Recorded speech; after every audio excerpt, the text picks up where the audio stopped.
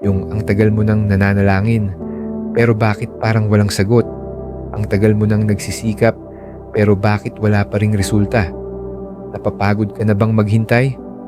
Kapatid, hindi ka nag-iisa. Pero alam mo ba, ang paghihintay mo ay hindi sayang.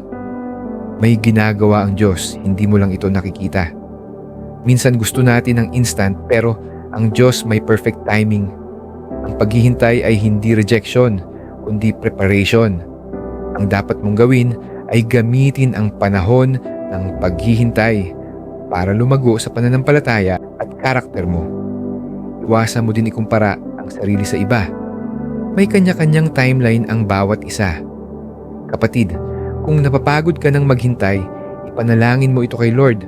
Magtiwala ka, hindi siya late, hindi rin siya nagmamadali. Sakto ang timing niya para sa'yo.